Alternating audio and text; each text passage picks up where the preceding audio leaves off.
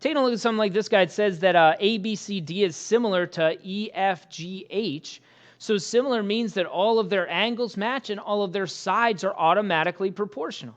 Okay? And so what we're going to do, we're going to use that information to find X and Y, to find the missing sides that are down here. And so the thing we want to start with, we want to start with the scale factor. We want to start with the ratio that's actually given here. And so as I look around, like the ratio that's actually given, well, it's not here 5 and y, because I don't know one of those values.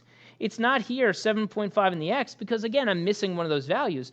The place where I have both pieces is right here, the 9 and the 6. And see, that is going to be used for my scale factor. And again, I can write it in any order. I'll do large to small this time, so 9 compared to 6. So that's the scale factor for this thing. Well, that reduces to a 3 over 2. Okay? But now here's the thing. Every other side should have the same ratio. In other words, when I compare the 5 and the y here, let me circle it again. The 5 and the y, well, that should also equal 3 over 2. It should equal the same scale factor. 3 over 2. It should give me the same ratio. When I compare something like the 7.5 and the x, again, when I compare it in large to small, 7.5 over x, that should give me the same ratio. In other words, this ratio should also equal 3 over 2.